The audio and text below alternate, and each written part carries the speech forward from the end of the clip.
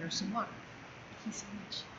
Hi, good morning, everybody. Thank you so much for having me here today and have the ability to speak. So I work for the Resource and Crisis Center. Sorry. Just raise it up a little bit. People online listen to this, right? Yeah, I'm a bit tall, you guys. So you can blame my dad. But I work for the Resource and Crisis Center. I've been the community outreach specialist for the last 2 years, but I have been working within this field for victims and survivors for over the last decade. I have been working within shelters both in Oklahoma and Texas, and so I have a bit of experience both with client services and outreach prevention. But here talking about Resource and Crisis Center, I'm here to share a few of the services that we provide to community citizens as well as survivors within our county. So for the last 45 years, the Resource and Crisis Center has been the only domestic violence, sexual assault, and human trafficking shelter for all of Galveston County. Back in 1987, Galveston ended the only sexual assault program. So we actually branched off from the YWCA for domestic violence. They ended the only sexual assault program in 1987, and so since then we've taken care of all services for survivors. We have a 53 to 58 bed shelter here on Galveston Island, but I can tell you guys right now it's never enough. As the only shelter within the entire county, we're constantly in need of bed space, constantly in need of finances to support our survivors, as well as hygiene needs, because we know that kids go through a lot of soap very quickly, unfortunately. But we're very, very blessed with the community that we have here in Galveston. There's a lot of resources available for our clients, both for mental health therapy and then also for legal referrals. We work with quite a few agencies, so we're very, very blessed in that capacity. But what we need now in our community is community awareness, the awareness of resources for survivors, the awareness of the dynamics of unhealthy relationships, because this is how we're going to get to the individuals that truly need our services, but might not know about them. So what I do mainly within our community is talk about prevention education and bystander intervention. Bystander intervention is when you know something and then you can pass it on to somebody else. I often like to say that when you tell one person a fact about domestic violence, they go on and share it with 10 more people, and then so on and so forth. Education is not taken seriously enough when it comes to relationships. We have a very quick dating culture here in the United States, and we see a lot of unfortunate consequences because of the quick dating culture. We see the absence of understanding the honeymoon period, which is the first 3 months in a relationship where you show your best self, but you're not really getting to know that person. And so within those first 3 months, we see a lot of perpetrators love bombing their victims, which means that they're doing large outpours of affection, gift buying, but it's all in for their track, it's all in the means to groom their survivor into staying within their location.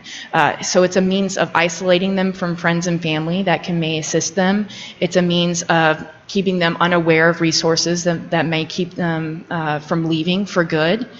As well as for victims, it's hard to leave, you guys. On average, it takes about 7 times for a victim of family violence or sexual assault to leave. Because in Texas, it's 70% of sexual assaults are from a friend or family member that they know.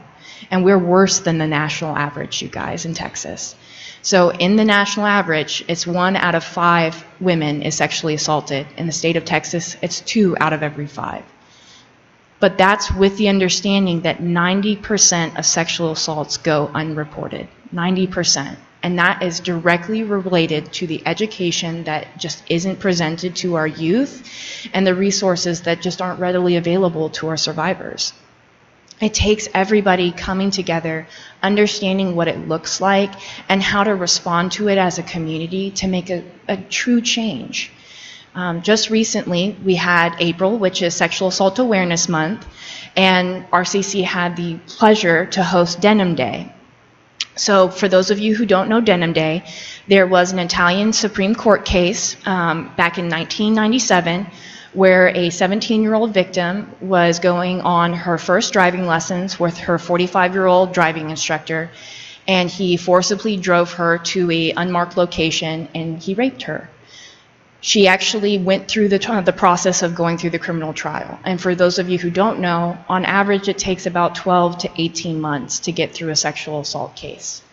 So that would mean that the victim has to retell their story to multiple different people, both the sexual assault nurse examiner, the police officers, their lawyer, and potentially their advocate, like we have at RCC. But she went through the process.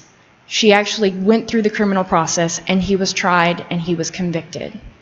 But unfortunately, he appealed, and it went all the way up the chain of command, and eventually it was thrown out because the Supreme Court stated that the victim's jeans were too tight, so she must have helped him take them off, and then thus consenting.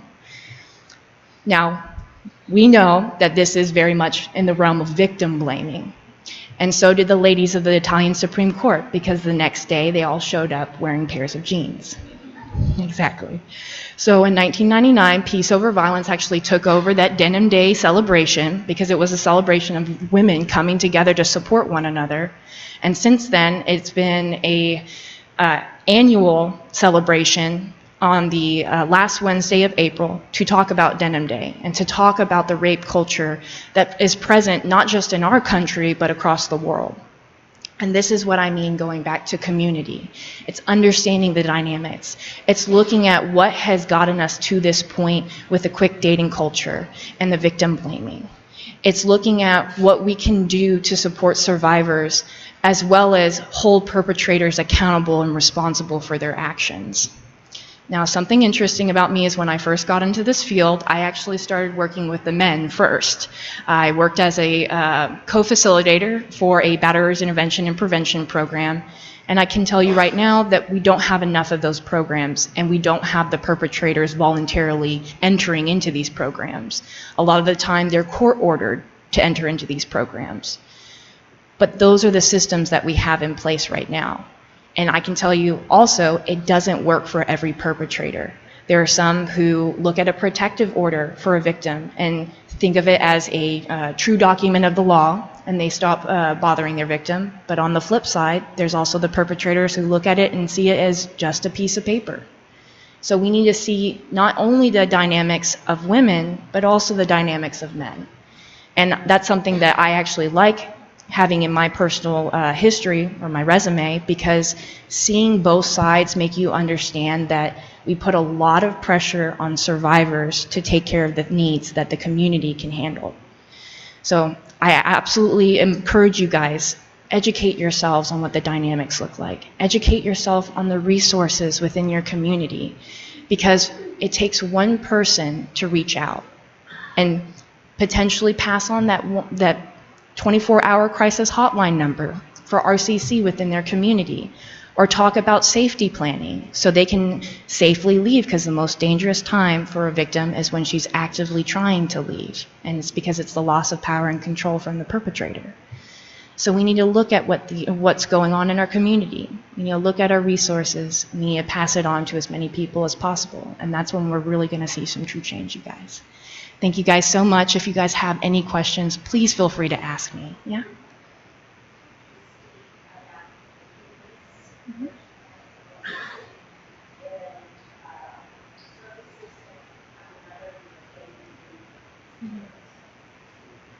Yes, absolutely. So she was asking about the services and the wait list. So we actually have a kitchen at the Resource and Crisis Center. We provide a continental breakfast and lunch and dinner to our clients to help them save a little bit of money. But we also get donations from the Galveston County Food Bank, you guys. And that directly supplies our lunches and our dinners for our ladies. So we are absolutely in need of canned goods, soap, shampoo. Those are all things that we get regularly donated to us with the Galveston County Food Bank. So it's absolutely necessary for us to function as a facility. And then going to the wait list. So when we have survivors call us and we are full, what often happens is that we connect them with another resource close to them, whether that be the Bay Area Turning Point, Houston Area Women's Center, Bridge Over Troubled Waters. We're very connected with other local resources. But We've been seeing full shelters since prior to COVID. From COVID, we've seen a 50% increase in murder-suicides and a 30% increase in sexual assaults. So we're seeing a high number of increase, not just small changes since COVID. So when we wait list, it's not very much a wait list, it's more so we ask them to call back every single day. So for an emergency shelter, you're often limited to 30 to 45 days.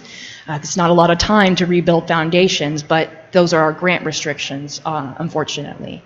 But we have people who can both enter and leave in very short amount of times. Sometimes we have people who stay for the full program and get a few extensions. Sometimes we have somebody come in for maybe a month before they change their mind and then decide to go back. It's not our job to judge or to criticize. It's our job to make sure that these ladies are safe. So what we often do for waitlisting is we tell them call back every single day because that availability might change. We also have them encourage them to call other shelters within their local area. One thing that I want to leave with you guys is that two things that can keep a victim from going to a shelter, and this is really important, is their pets and transportation. As somebody who owns pets myself, my pets are my family, and for individuals who are thinking of leaving, oftentimes perpetrators use both animals and kids to keep them from leaving. So we actually work with a program called Red Rover, and it pays for the boarding of animals while they're in the shelter, so they don't have to leave their animal behind. We also work with another program called Families to Freedom, and they provide transportation. So one of the limitations that RCC has is we're not allowed to go to the victim's house and pick them up and transport them to the shelter. That's just a safety reason for our employees because we don't know if there's a gun in the household, we don't know if the perpetrator is home. There's a lot of different elements that can go into that. But this program, it's wonderful because they actually go and they'll meet them in a secure location, like a gas station close to their house, and they'll transport them to our facility. So we're getting better. We're getting better about making sure that that survivors have another location to go to. We're getting better about transportation. We're getting better about pet boarding.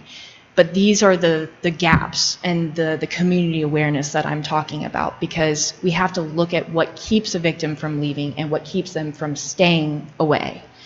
So once we look at those dynamics, it will be a lot easier for us to address it as a whole rather than in parts. Does anyone, yeah?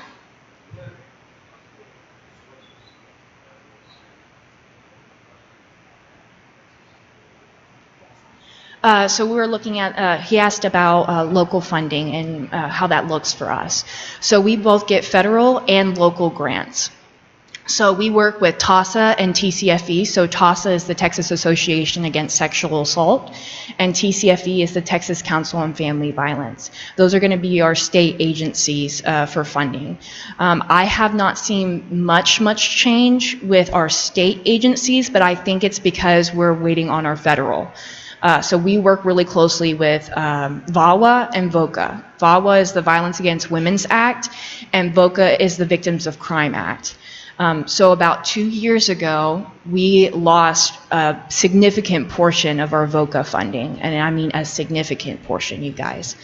So we, at our agency, we're supposed to receive, I believe, $1.4 million to fund our agency. It's a big agency where we take up basically a city block, and we have to have generators because you guys know how electricity on the island goes. But when we lost that funding, they had only given us about $200,000. So they cut our funding from 1.4 to $200,000. Luckily, we at RCC have a good relationship with our local and state officials. So we were actually able to get that money back up to $800,000. Still not the 1.4, but not 200,000. That was directly in relation to our partnerships and our understanding of our local officials. So we were very, very grateful for that. But unfortunately, we still had to lay off about 50% of our staff. And if you guys have ever worked within the crisis field or in emergency services, it is already a very stressful field. So we absolutely need more people, hands-on, we need more volunteers, but unfortunately we're just seeing a cut in funding. Right now, we're at RCC, and this is something that our executive director talks very regularly about, is we're going to take it a step at a time.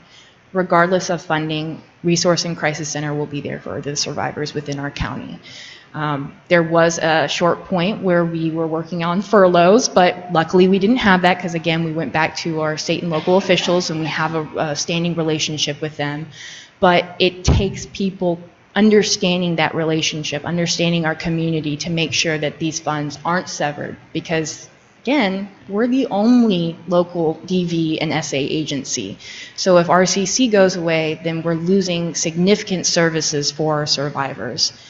I don't see that happening because we work very hard at RCC to make sure that we keep going, but sometimes it takes a little bit of extra knowledge and effort and understanding of what our funding looks like, and I'm so glad that you asked that.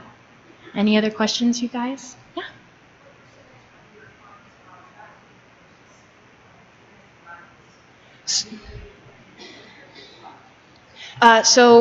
It's a difference in services. So we have our shelter for domestic violence, sexual assault, and human trafficking, but I would say that our crisis intervention specialists work more closely with our human trafficking victims.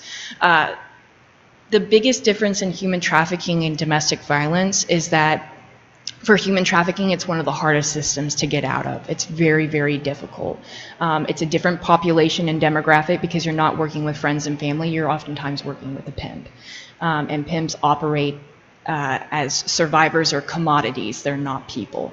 And it's a difference because it's not a family dynamic. And that's not even talking about familial trafficking, which I can talk about for a long time, you guys. I would say it's much, much more difficult for a human trafficking victim to leave because within Galveston County, just looking at our demographic, we have a big problem with massage parlors and strip clubs here in Galveston County. So for those of you guys who don't know, massage parlors are probably the most used means for human trafficking within our county.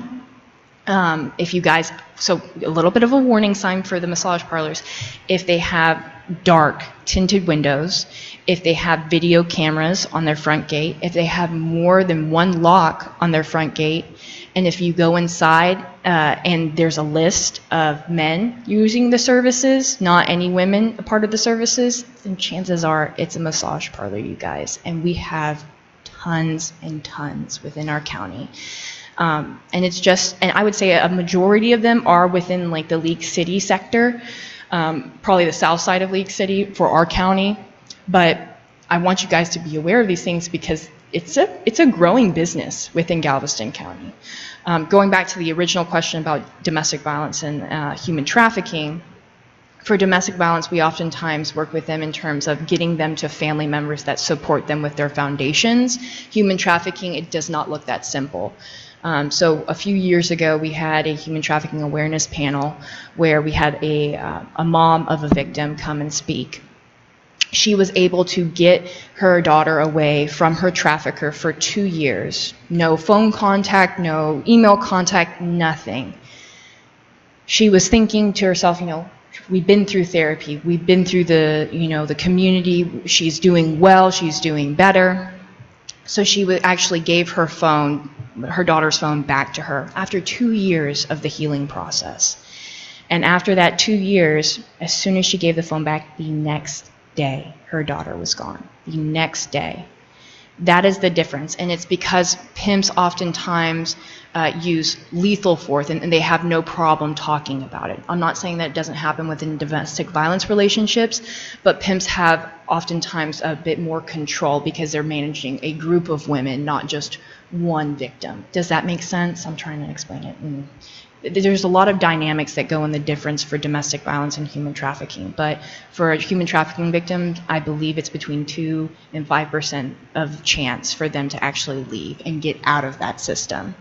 They target vulnerable demographics, and I'm talking the 12 to 21-year-olds, and I genuinely mean 12. That's when they start grooming them, oftentimes online, and then they get them separated from their family by 14, 15, and then that's when they start training them for trafficking. So they very much go for vulnerable demographics, and the reason why they do that is because of your prefrontal cortex. Your prefrontal cortex is your logical decision-making part of your brain, and that doesn't fully develop until you're 25. Hence why I go back to they think of people as commodities. It's going within the culture of so gangs oftentimes use drugs and guns as a means of earning money, but with drugs, you use it once, you can't earn any money from it again. With guns, sometimes you use it once, you can't earn any money again. They think of women as commodity because you can use a woman multiple times over and over. I don't like talking about it, but it's necessary to understand the dynamics because there's a big difference in how they're treated as services. There's not a lot of human trafficking services within our agency, but we work really closely with Providence Outreach Ministries.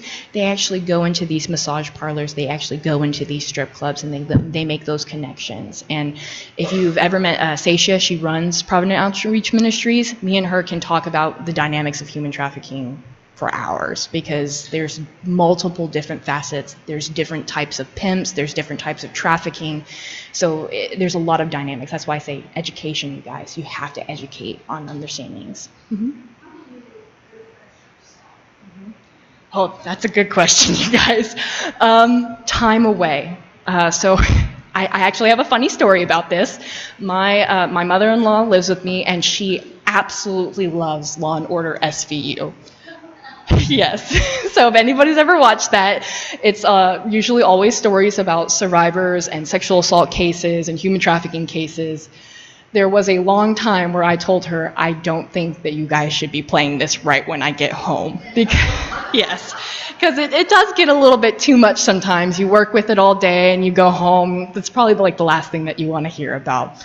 But self-care, just making sure that you take time for yourself, making sure that when you go through a hard case, you have somebody to talk to afterwards. That's something that I actually love about the Resource and Crisis Center. So back in Oklahoma, when I worked in another agency, there wasn't a dedicated space for peace and calm at my old agency, but RCC does. We actually have a serenity room, and it's only for staff members. It's for whenever we have the hard cases and we just need to lie down for a few minutes afterwards.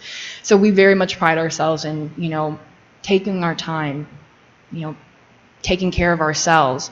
I personally do a lot of yoga, and I cuddle with my pets a lot. That's my thing, and I am also an eater, but that's kind of what I do. It's just making sure you take the time away from it to re-energize and get back into it. It's a hard field to be in, but most of the ladies at RCC will tell you, and me included, I can't see myself doing anything else. So, okay. Anybody else?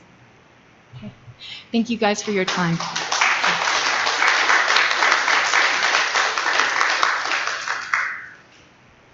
So heartfelt.